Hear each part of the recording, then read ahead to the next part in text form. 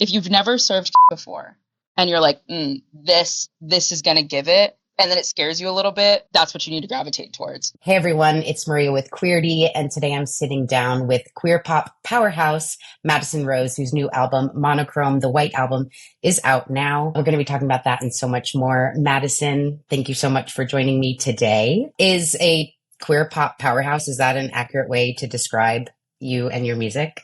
I'm obsessed with that description. I want to get that tattooed on my forehead. Well, first, and I also want to say, Maria, thank you so much for having me. And also just thank you to Queerty. You all have really seen me, I think, for the artist that I am from the beginning. And I feel like I've always been referred to as a powerhouse, as a superstar by Queerty. And I just really appreciate that, because so many people feel like you have to earn stripes in terms of like Billboard hits or certain numbers to qualify as like a superstar. And to me, a superstar is just someone who works for it, and someone who, you know, is playing clubs like their MSG and putting in the hours in the studio. Like I'm literally here in my band rehearsal right now and then taking the interview. So I appreciate that you all see me that way. So I love that moniker. Let's keep going.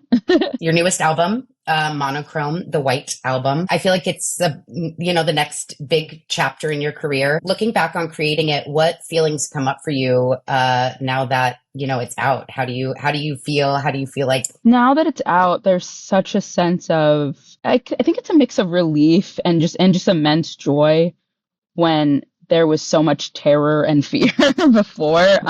Putting out a piece of art, especially one that you've spent a lot of time on, because I've spent 2.5 years crafting this album. It's like what I would imagine sending your kid off to school for the first time is. I don't have children yet, but I have to imagine it's like this, where like you've spent however long, nurturing this piece and you understand it inside and out, but you don't get to control how the world perceives it. You send it out with the best of intentions, and you just are like, I hope people are nice to my kid. I hope they invite them to play at the party. I hope they don't bully my kid, but you don't get to choose. It's really through that release of control that you can even enjoy this process. And I think that's been such a huge thing in this for me. And what I think like the universe was trying to teach me through it was it's on a universal time. And I just have to keep showing up and doing my best. And it's going to go when it's going to go. It's going to come out when it's going to come out. There was like maybe 5 different times I thought this album was going to come out, and then it got pushed. But like now I see why it's now, and I'm so grateful for now, and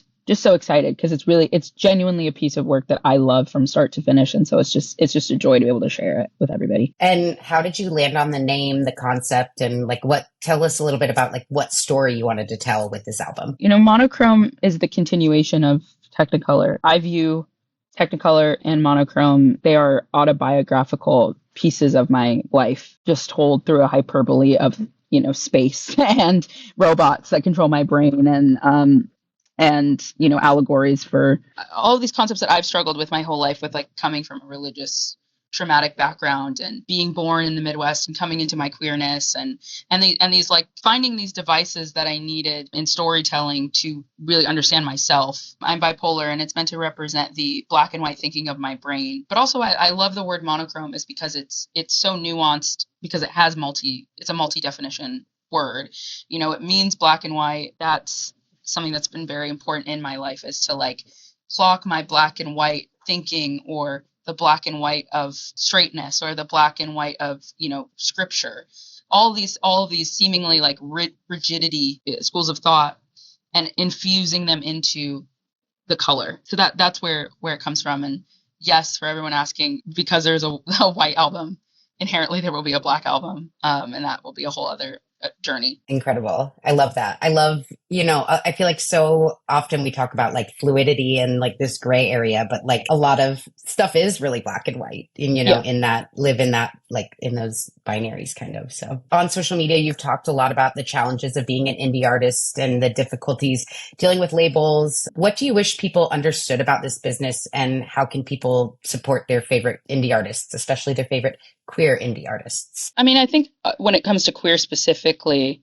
I'll answer that first. And we say it all the time. It's, like, you're not queer 1 month of the year. Like, don't give me my best rate in June, especially not now when so many corporations have pulled out of Pride. So it's like, we need to be seeing the same bookings all year long. Queerness is definitely a huge part of my story, but it's not the only reason to book me as an artist in a specific like demographic. I think in general, supporting artists, we just live in such a, we're just in capital as hell. I really want to implore fans that there's so much support that you can do that has nothing to do with spending any money. It's so supportive to like make videos on social media with your favorite artist's song, just showing your friends, going to your local bars and asking, can this be played here? Anything strong to me builds by word of mouth. I think we see it time and time again. You know, everybody's itching to go viral, but virality only gets you so far. It's really that core fan base that's built brick by brick, inch by inch, gay by gay. Sorry, I meant day by day, you know, and the pillar of that is people who are just invested in talking about you. And then if you have the money, yes, of course, like if you can buy merch and you know, come to the shows, great. There's so many other ways to support an artist. And I really also want to support the fans that reach out and tell their personal stories about how much the music means. And they seem to always find me right at the time where I'm like, I just do not think I can do this anymore. And so those mean a lot too. You know, just a kind word means so much. You know, I think there's a misconception about being an indie artist, especially if you're an indie artist who all you're doing is your art, is that like there's a lot more money coming in than they like, you know, than anyone realizes. It's more so just it takes so much time and focus to do this and make it break and make it really rise. And so it's not necessarily just because people ask me this all the time. They're like, oh, are you only doing music? And I think there's this misconception that my bank account looks a certain way. It will, because we're manifestation baddies. However, for a long time, when I like started to make the shift of, oh, I'm 1,000% gunning in my music career, I had been working 4 jobs. I'd been working at restaurants. I just happened to be making about the same amount of money that I was making at a restaurant. It's not like I all of a sudden like jumped. It just was, I was like, well, if this is the same as this, then let me just try to put it all, you know, just put it all on the line. And I think like that's something to really know about indie artists is like, if you see an indie artist rising and they're truly indie, like we do not sleep.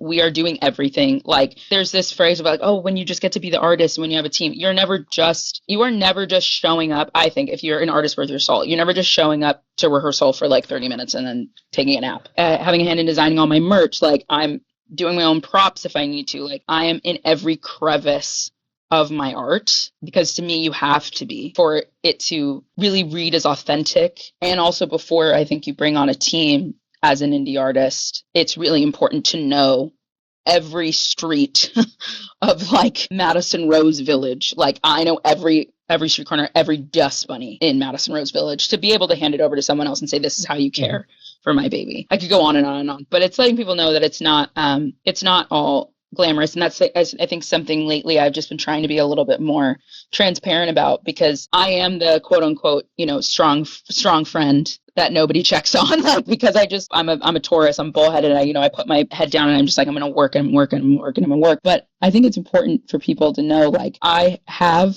and still get kicked. I get kicked by the industry. I get kicked by life, and it's hard.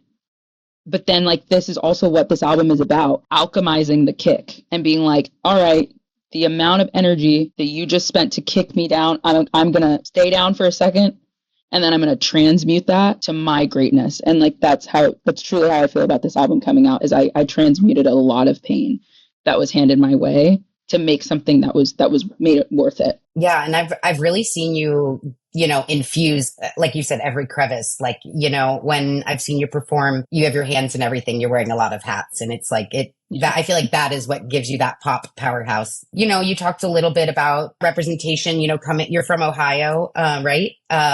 So, you know, why is it important to be like an openly queer artist? You know, for me, I spent so much time growing up knowing what I wanted to be, but not seeing anybody who looked like me doing what I was doing. There was at times it makes you feel like there's no way, because you're just like, well, maybe it just doesn't happen for people like me. And I think that's why I am so emboldened to be 100% of myself and very brashly myself, because I know that there is someone out there who's looking for representation, or if, you know, you want to go as far as a role model to be able to pursue their dreams. You know, people need that push, because societally it often just feels like you can't achieve certain things if you come from a marginalized place, which most of us do in one way or another if you are not a white man.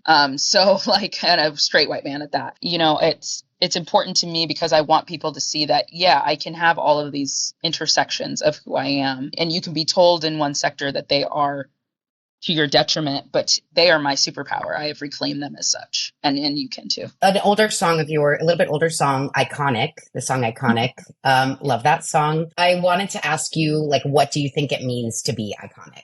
To be iconic means to be boldly yourself in whatever that means. Know that you can find a chosen family to lift you up, or maybe you educate the family that you have, and just, you know, as long as you're not hurting anyone, it's like, let the freak flag fly and be yourself, because that especially in these times, that's the most radical thing. Be truly ourselves and find other people that are truly themselves and build community and build safe spaces in the face of our absolute evil government and evil president. So yeah, being iconic also means speaking your mind, as I just did.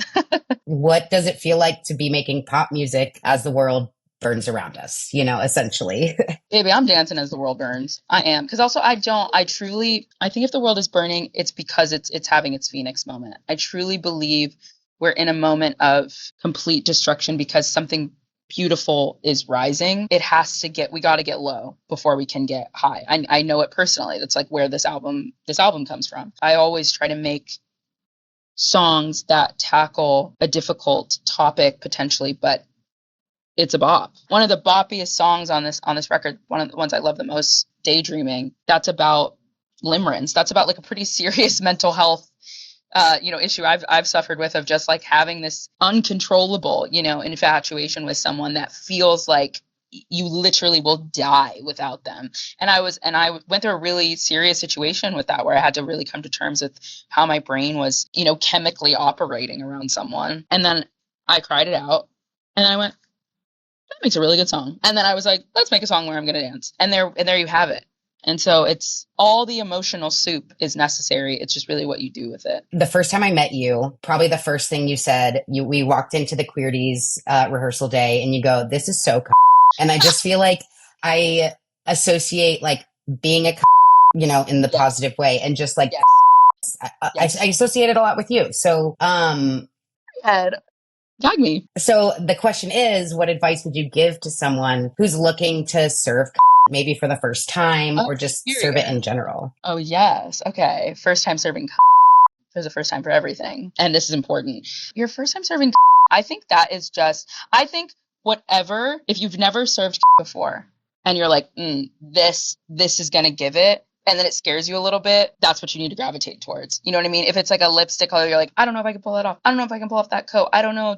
Go for it, because truly serving it's not any of these material things. It's an energy, and it's finding items and looks and people and community to like amplify the feeling from within, which is just, who gonna check me, boo? Who gonna clock me? Like I'm here. I know who I am.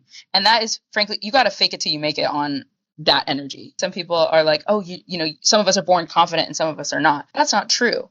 There are days where I do not feel super Norsonic. You know what I mean? I'm not feeling like, you know me, I'm always going to reference myself. Not afraid to self-reference or not reference. Anyway, but like, I'm not always there. But then that's when I'm like, okay, I'm going to reach for my favorite hat, because then I'm going to remember who this diva is. And then I'm going to like, again, alchemize it back into myself, because it's all coming from me. Even if I'm feeling low, like I know she's still down there. But being a practice. You got to show up and be like, I am that bitch. And who's going to say anything about it? And one day they won't say anything about it. So yeah, being a is like a journey. It's not a destination. That was so beautifully put. Correct. Thank you. Yeah. Thank you. Clock it. Yes. So what's next? You know, the album's out, the album party, you know, are you going to tour, collaborators? You know, loved your collaboration with Bentley. What's exciting creatively that's coming up for you? Well, I'm definitely taking a large nap after, especially after the party. Well deserved. The party was amazing and wild, and these first few days of the album being out have also been wild and crazy and amazing. I do plan to tour it. I do not think Monochrome, the White Album, I don't think that the story is done. I think there will be more additions to the story in the fall. And I'm looking forward to just really diving into the universe of it, more with fans. I made a lot of visuals leading up to the album coming out, and I plan to make more for it, because there's a lot of depth and a lot of conceptual pieces in it that I want to be really clear to everyone and marinate in, because I'm taking my time, girl. Like 2.5 years, I'm milking it, y'all. So enjoy the record. But there's something I truly think every time you listen, you're going to find a new little Easter egg or moment that I put into it, because I really poured every brain cell and probably like an inch of my pussy lip into it. So, Only an inch? almost needed two, but I was like, mama, let me keep a little something for myself. That's for the next one, both. Yes, exactly. I'm going to put one here and then the other here and spread that shit, period. Yeah. But always, yeah. So yeah, it's diving more into the world, and we'll definitely tour it because it needs it. At the party, I just got to perform with a full band for the first time, and now I'm addicted. Incredible. And I need to take that across the world. So I would love to see it. I've seen you perform a couple times and I'm excited to see more. Thank you so much for chatting with me today. Tell people where they can plug the album. Hi, gay people. It's Madison Rose. Stream Monochrome, the White Album, available where all fine music is sold and streamable. And tell me your gay thoughts. I want to hear them all. And my Instagram is at Madison Rose, and I am Madison Rose on everything else. So you can barrage me with mother and slay and comments. And you'll be responding. And I will be responding. Exactly. I was going to plug, but I feel like I was like, you know what? You're going to do it better. So like I said, thank you so much for sitting and chatting with me. I know we'll be chatting and seeing you soon. And I can't wait to see what you do in the future. Thank you, Maria. Thank you, Queerty.